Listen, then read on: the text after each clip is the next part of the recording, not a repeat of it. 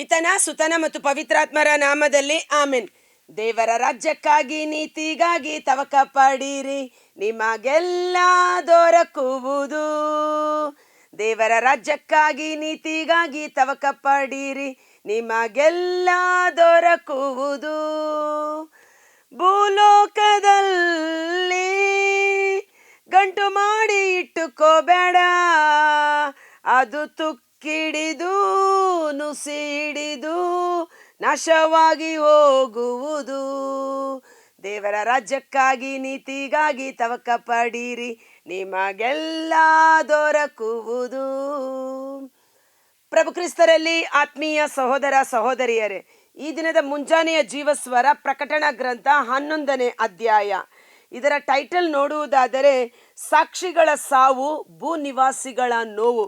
ಈ ಅಧ್ಯಾಯದಲ್ಲಿ ವಿಶೇಷವಾಗಿ ಇಬ್ಬರು ಸಾಕ್ಷಿಗಳು ದೇವರ ಮಹಿಮೆಯ ಗುರುತುಗಳಾಗಿ, ದೇವರಿಗೆ ಅದ್ಭುತಕರವಾದ ಸಾಕ್ಷಿಗಳಾಗಿ ತಮ್ಮ ಜೀವನವನ್ನು ನಡೆಸುವುದನ್ನು ನಾವು ನೋಡುತ್ತೇವೆ. ಅದರ ಕುರಿತು ಧ್ಯಾನಿಸೋಣ. ಪ್ರಕಟಣೆ 11. ಇದಾದ ನಂತರ ಅಳತೆ ಗೋಲಿನಿಂದ ಒಂದು ಕೋಲನ್ನು ನನಗೆ ಕೊಟ್ಟು ಹೀಗೆ ತಿಳಿಸಲಾಯಿತು, ನೀನೆದ್ದು ದೇವರ ಆಲಯವನ್ನು ಬಲಿಪೀಠವನ್ನು ಅಳತೆ ಮಾಡು, ಆಲಯದಲ್ಲಿ ಆರಾಧಿಸುತ್ತಿರುವವರನ್ನು ಲೆಕ್ಕ ಮಾಡು. ಆಲಯದ ಹೊರ ಅಂಗಳವನ್ನು ಅಳತೆ ಮಾಡಬೇಡ, ಅದನ್ನು ಬಿಟ್ಟು ಬಿಡು, ಅದನ್ನು ಜನರಿಗೆ ಬಿಟ್ಟುಕೊಡಲಾಗಿದೆ. ಅವರು ಪವಿತ್ರ ನಗರವನ್ನು 42 ತಿಂಗಳವರೆಗೆ ತುಳಿದಾಡುವರು. ಇಲ್ಲಿ ದೇವರು ಒಂದು ಅಳತೆ ಕೋಲನ್ನು ಕೊಟ್ಟು ದೇವರ ಆಲಯವನ್ನು ಬಲಿಪೀಠವನ್ನು ಅಳತೆ ಮಾಡಲು ಹೇಳಿ, ಆಲಯದ ಒಳಗಡೆ ಇರುವವರು ಆರಾಧಿಸುತ್ತಿರುವವರನ್ನು ಲೆಕ್ಕ ಮಾಡು. ದೇವರ ಆಲಯದೊಳಗಿದ್ದು ದೇವರನ್ನ ಆರಾಧಿಸುತ್ತಿರುವವರು. ಇಲ್ಲಿ ಆಲಯ ಎಂದು ಹೇಳುವಾಗ ಪ್ರಾಕ್ಟಿಕಲ್ ಆಗಿ ದೇವರ ಆಲಯ, ಚರ್ಚ್, ಕಟ್ಟಡವನ್ನು ಸೂಚಿಸುತ್ತದೆ. ಅಟ್ ದ ಸೇಮ್ ಟೈಮ್ ದೇವರ ಆಲಯದಲ್ಲಿ ಆರಾಧಿಸುತ್ತಿರುವವರನ್ನ ಬಿಟ್ಟು ಬಿಡು, ಅವರಿಗೆ ಹಾನಿ ಮಾಡಬೇಡ, ಅವರನ್ನು ಲೆಕ್ಕ ತೆಗೆದುಕೋ, ಲೆಕ್ಕ ಮಾಡು. ಇವತ್ತು ದೇವರ ಆಲಯ ನಾವೇ ಆಗಿದ್ದೇವೆ. 1 ಕೊರಿಂಥ 3ನೇ ಅಧ್ಯಾಯ ವಚನ 16ರಲ್ಲಿ ನೀವೇ ದೇವರ ಆಲಯ, ದೇವರು ಕೊಟ್ಟಿರುವ ಪರಿಶುದ್ಧಾತ್ಮರು ನಿಮ್ಮ ಹೃದಯವೆಂಬ ಗರ್ಭಗುಡಿಯಲ್ಲಿ ವಾಸಿಸುತ್ತಿದ್ದಾರೆಂದು ನಿಮಗೆ ತಿಳಿಯದೋ? ಯಾರಾದರೂ ದೇವರ ಆಲಯವಾಗಿರುವ ಈ ಶರೀರವನ್ನು ನಾಶ ಮಾಡಿದರೆ ದೇವರು ಅವನನ್ನು ನಾಶ ಮಾಡುತ್ತಾರೆ. ದೇವರ ಆಲಯ ಪರಿಶುದ್ಧವಾದುದು, ನೀವೇ ಆ ಆಲಯ. ಸೊ ದೇವರ ಆಲಯವಾಗಿ ಪರಿಶುದ್ಧಾತ್ಮರನ್ನು ನಮ್ಮ ಗರ್ಭಗುಡಿಯಲ್ಲಿ ಹೊತ್ತುಕೊಂಡು ದೇವರ ನೈಜ ಸಾಕ್ಷಿಗಳಾಗಿ ಜೀವಿಸುತ್ತಿರುವ ನಾವು ಮತ್ತು ಈ ದೇವರ ಆಲಯ ಪರಿಶುದ್ಧವಾಗಿರಬೇಕು. ಆದ ಕಾರಣ ಈ ಶರೀರದಲ್ಲಿ ನಾವು ಮಾಡುತ್ತಿರುವ ಎಲ್ಲ ಅಸಹ್ಯ ಕೃತ್ಯಗಳಿಗೆ ಪಶ್ಚಾತ್ತಾಪ ಪಟ್ಟು ಅವುಗಳಿಗೆ ವಿಮುಖರಾಗಿ ದೇವರಿಗೆ ಅಭಿಮುಖರಾಗಿ ಈ ಶರೀರ ದೇವರ ಸತ್ಕಾರ್ಯಗಳಿಗೆ ಉಪಯೋಗವಾಗುವಂತೆ ಪರಿಶುದ್ಧವಾದ ಕಾರ್ಯಗಳಿಗೆ ಉಪಯೋಗಿಸುವ ಮಕ್ಕಳಾಗಿ ನಾವು ಮಾರ್ಪಾಡಾಗಬೇಕು. Praise the lord. ಆಲಯದ ಹೊರ ಅಂಗಳವನ್ನು ಬಿಟ್ಟು ಬಿಡು, ಅಂದರೆ ಹೊರಗಿನ ಸ್ಥಳವನ್ನು ಬಿಟ್ಟು ಬಿಡು. ಜನರು ಅಲ್ಲಿ ತುಳಿದಾಡುವರು, ಅಂದರೆ ಆಲಯದ ಹೊರಗಡೆ ಅಕ್ರಮ ಅಸಹ್ಯ ಕೃತ್ಯಗಳು ಜನರು ನಡೆಸುವರು 42 ತಿಂಗಳುಗಳವರೆಗೆ.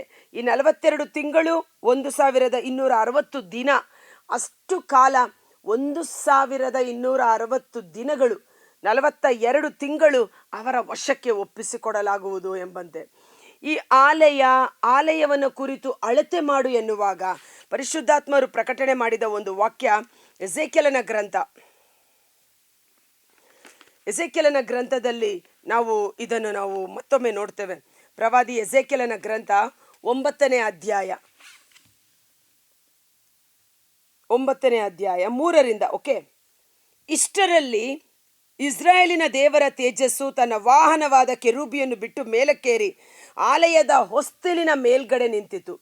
ಜೆರುಸಲೇಮಿನ ಆಲಯದ ಒಳಗಿದ್ದ ದೇವರ ಮಹಿಮೆಯ ತೇಜಸ್ಸು ಹೊರಟು ಬಂದು ದೇವರ ಆಲಯದ ಮೇಲ್ಗಡೆ ನಿಂತಿತು.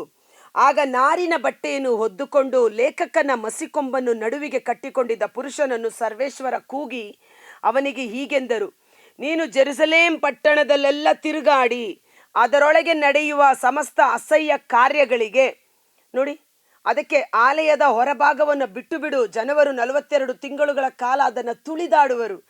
ಅಂದರೆ ಆಲಯವನ್ನು ಬಿಟ್ಟು ಹೊರಾಂಗಣದಲ್ಲಿ ನಡೆಯಲಿರುವ ಎಲ್ಲ ಅಸಹ್ಯ ಕಾರ್ಯಗಳಿಗೆ ನರಳಿ ಗೋಳಾಡುತ್ತಿರುವವರ ಜನರ ಹಣೆಯ ಮೇಲೆ ಗುರುತು ಮಾಡು ಎಂದು ಅಪ್ಪಣೆ ಕೊಟ್ಟರು. ಮಿಕ್ಕವರಿಗೆ, ನೀವು ಪಟ್ಟಣದಲ್ಲೆಲ್ಲ ಇವನ ಹಿಂದೆ ಸಂಚರಿಸುತ್ತಾ ಹತಿಸಿರಿ, ಯಾರನ್ನು ಕಟಾಕ್ಷಿಸದಿರಿ, ಉಳಿಸದಿರಿ, ವೃದ್ಧ, ಯುವಕ, ಯುವತಿ, ಮಹಿಳೆ, ಬಾಲಕ ಎನ್ನದೆ ಎಲ್ಲರನ್ನು ಸಂಹಾರ ಮಾಡಿಬಿಡಿ. ಆದರೆ ಆ ಗುರುತುಳ್ಳವರಲ್ಲಿ ಯಾರನ್ನೂ ಮುಟ್ಟಬೇಡಿ. ಇದನ್ನು ನನ್ನ ಆಲಯದಲ್ಲಿಯೇ ಪ್ರಾರಂಭ ಮಾಡಿ. ಮೊದಲ ನ್ಯಾಯ ತೀರ್ಪು ಅಥವಾ ಖಂಡನೆ, ದಂಡನೆ ಎಲ್ಲಿಂದ ಪ್ರಾರಂಭ ಆಗುತ್ತದೆ? ಮೊದಲು ನನ್ನ ಆಲಯದಲ್ಲೇ ಪ್ರಾರಂಭ ಮಾಡಿ. ನನ್ನ ಆಲಯದಲ್ಲಿದ್ದು ನನ್ನನ್ನು ಆರಾಧಿಸುತ್ತಿರುವವರನ್ನು ಮುಟ್ಟಬೇಡಿ. ನನ್ನ ಆಲಯದಲ್ಲಿದ್ದು ಹೊರಾಂಗಣದಲ್ಲಿ ನಡೆಯುವ ಅಸಹ್ಯ ಕೃತ್ಯಗಳಿಗೆ ಗೋಳಾಡುತ್ತಿರುವ ಜನರ ಮೇಲೆ ಒಂದು ಗುರುತನ್ನು ಹಾಕು. ಯಾರ ಮೇಲೆ ಈ ಗುರುತು ಇದೆಯೋ ಅವರನ್ನು ಮುಟ್ಟಬೇಡಿ. ಆದರೆ ಉಳಿದ ಎಲ್ಲರೂ, ಯುವಕ, ಯುವತಿಯರು, ಬಾಲಕ ಎನ್ನದೆ ಅವರನ್ನು ನಾಶ ಮಾಡಿ ಎಂಬುದಾಗಿ. ಇದು ಎಲ್ಲಿಂದ ಪ್ರಾರಂಭ ಆಗುತ್ತೆ? ನನ್ನ ಆಲಯದಲ್ಲಿಯೇ ಪ್ರಾರಂಭ ಮಾಡಿ. ಸೊ ನಾನು ಅವಾಗಲೇ ಹೇಳಿದೆ, ದೇವರ ಆಲಯ ಅಂದರೆ ನಾವೇ, ಕರೆಕ್ಟ್ ಅಲ್ವಾ? ಸೊ ಇದು ಎಲ್ಲಿ ಪ್ರಾರಂಭ ಆಗುತ್ತೆ?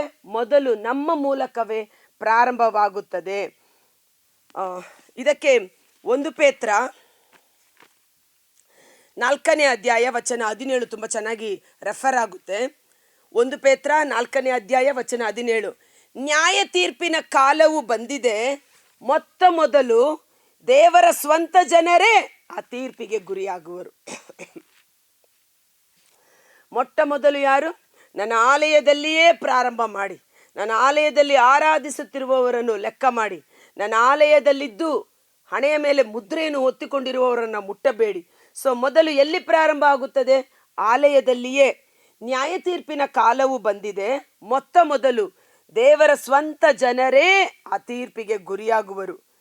ದೇವ ಜನರಾದ ನಾವೇ ಅದಕ್ಕೆ ಮೊದಲು ಒಳಗಾಗುವುದಾದರೆ ದೇವರ ಶುಭ ಸಂದೇಶದಲ್ಲಿ ವಿಶ್ವಾಸ ಇಡದವರ ಗತಿಯಾದರೂ ಏನು ಅಲ್ವಾ?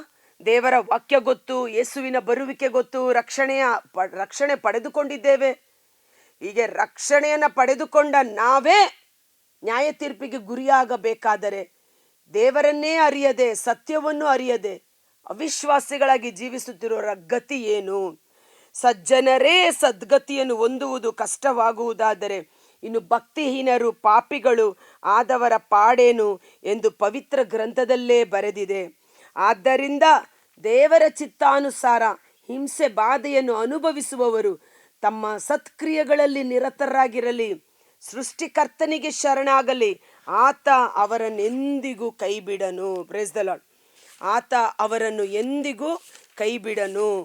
ಎಷ್ಟೇ ಅನಾಹುತಗಳು, ಹಿಂಸೆ ಬಾಧೆಗಳು, ದೇವ ಜನರಿಗೆ ತೊಂದರೆಗಳು ಉಂಟಾದರೂ ಸಹ ಸೃಷ್ಟಿಕರ್ತನ ಮೊರೆ ಹೊಕ್ಕಿರಿ, ಆತ ಅವರನ್ನು ಎಂದಿಗೂ ಕೈ ಬಿಡಲಾರ.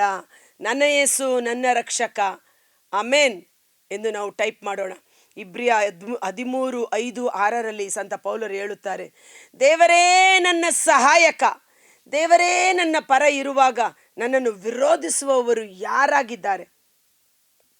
ಯಾರು ಕೈ ಬಿಟ್ಟರು?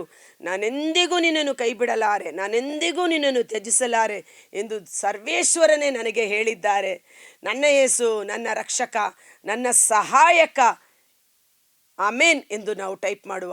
ಸೃಷ್ಟಿಕರ್ತನ ಮೊರೆ ಹೊಕ್ಕೋಣ, ಆತನು ನಮ್ಮನ್ನೆಂದಿಗೂ ಕೈ ಬಿಡದೆ ನಮ್ಮನ್ನು ಸಂರಕ್ಷಿಸುವನು. ದೇವರ ಆಲಯದಲ್ಲಿದ್ದು ಅವರನ್ನು ಆರಾಧಿಸುವ ಮಕ್ಕಳಾಗಿ ಮಾರ್ಪಾಡೋಣ. ಈ ದೇವರ ಆಲಯ ಪರಿಶುದ್ಧವಾಗಿ ನಾವು ಕಾಪಾಡಿಕೊಳ್ಳೋಣ. ಈ ಆಲಯದಲ್ಲಿ ಇರುವ ಅಶುದ್ಧ ಕೃತ್ಯಗಳನ್ನು ಬಿಡುಗಡೆ ಮಾಡಿ ಪರಿಶುದ್ಧ ಕಾರ್ಯಗಳಿಗಾಗಿ ನಾವು ಅದನ್ನು ಒಪ್ಪಿಸೋಣ. ನಾನು 3ನೇ ವಚನ, ಪ್ರಕಟಣೆ 11:3, ನಾನು ನನ್ನ 2 ಸಾಕ್ಷಿಗಳನ್ನು ಕಳುಹಿಸುವೆನು. ಅವರು ಗೋಣಿ ತಟ್ಟನ್ನು ಉಟ್ಟುಕೊಂಡು 1260 ದಿನಗಳ ಕಾಲ ಪ್ರವಾದಿಸುವರು. ಇಲ್ಲಿ 42 ತಿಂಗಳು ಹೊರಾಂಗಣವನ್ನು ತುಳಿದಾಡುವರು ಜನರು ಅಸಹ್ಯ ಕೃತ್ಯಗಳಲ್ಲಿ. ಆ 42 ತಿಂಗಳು = ನಾನು ಕ್ಯಾಲ್ಕುಲೇಟ್ ಮಾಡಿದೆ, 42 ತಿಂಗಳು ಇಂಟು ಎಷ್ಟು ದಿನ? ಒಂದು ತಿಂಗಳಿಗೆ 365 ದಿನ. ಸೊ 42 ತಿಂಗಳಿಗೆ ಎಷ್ಟು ಅಂದರೆ ಕರೆಕ್ಟಾಗಿ 1260 ದಿನ ಬರುತ್ತದೆ. ಸೊ ಇಬ್ಬರು ಸಾಕ್ಷಿಗಳನ್ನು ದೇವರು ಎಬ್ಬಿಸುತ್ತಾರೆ.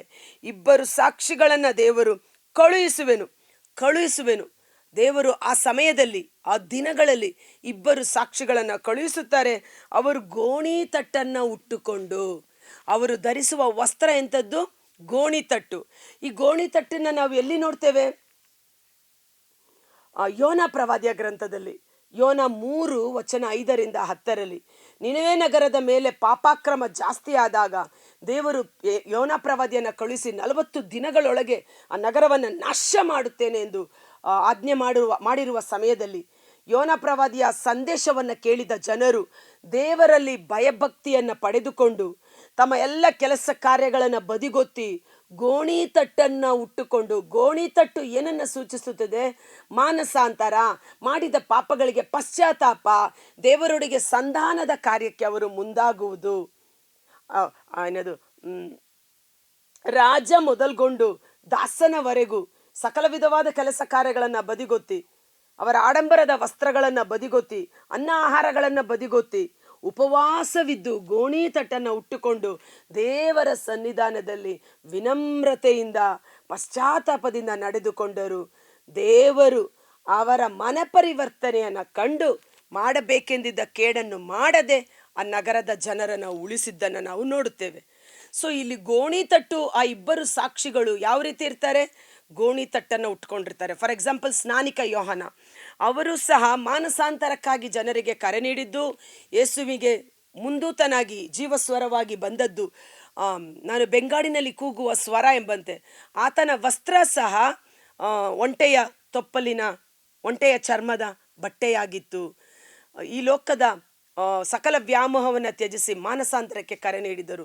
ಸೊ ಇಬ್ಬರು ಸಾಕ್ಷಿಗಳು ವಿಶೇಷವಾಗಿ ಜನರಿಗೆ ನೀಡುವ ಕರೆ ಮನ ಪರಿವರ್ತನೆ, ಪಾಪಕ್ಕೆ ವಿಮುಖರಾಗಿ ದೇವರಿಗೆ ಅಭಿಮುಖರಾಗಿ, ಇಗೋ ಆ ಭಯಂಕರ ದಿನ, ಆ ಪ್ರಭುವಿನ ದಿನ ಸಮೀಪದಲ್ಲಿದೆ ಎಂದು ಪ್ರವಾದಿಸುವರು ಎಂಬುದಾಗಿ. ಆ ಇಬ್ಬರು ಸಾಕ್ಷಿಗಳು ಯಾರು ಎಂಬುದನ್ನು ನಾಳೆಯ ದಿನ ನಾವು ಇನ್ ಡೀಟೇಲ್ ಆಗಿ ನೋಡುವ. ಕರ್ತರಾದ ಯೇಸುವೇ, ಮುಂಜಾನೆ ಜೀವಸ್ವರವನ್ನು ಆಲಿಸುತ್ತಿರುವ ಪ್ರತಿಯೊಬ್ಬ ಸಹೋದರ ಸಹೋದರಿಯವರ ಕುಟುಂಬಗಳು ನಿಮ್ಮ ಕರಗಳಿಗೆ ಸಮರ್ಪಿಸುತ್ತೇನೆ. ನನ್ನ ಆಲಯದಿಂದಲೇ ಪ್ರಾರಂಭ ಮಾಡಿ ಮೊಟ್ಟ ಮೊದಲು ದೇವರ ನ್ಯಾಯ ತೀರ್ಪಿಗೆ ದೇವ ಜನರು ಗುರಿಯಾಗುವರು. ಸಜ್ಜನರೇ ಸದ್ಗತಿಯನ್ನು ಹೊಂದುವುದು ಕಷ್ಟವಾದರೆ ಇನ್ನು ಭಕ್ತಿಹೀನರ ಪಾಡೇನು? ಆ ದಿನ ಭಯಂಕರವಾದ ದಿನ. ಆ ದಿನದಲ್ಲಿ ಎದುರಿಸಿ ನಿಲ್ಲಲು ಯಾರಿಂದ ತಾನೇ ಸಾಧ್ಯ?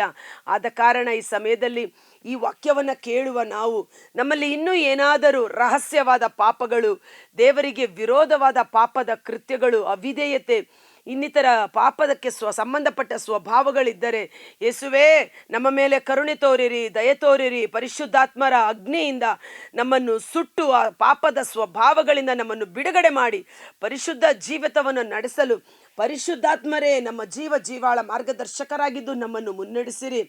ಆ ಇಬ್ಬರು ದೇವರ ಸಾಕ್ಷಿಗಳು ಗೋಣಿ ತಟ್ಟನ್ನು ಉಟ್ಟುಕೊಂಡು ಪ್ರವಾದಿಸುವರು.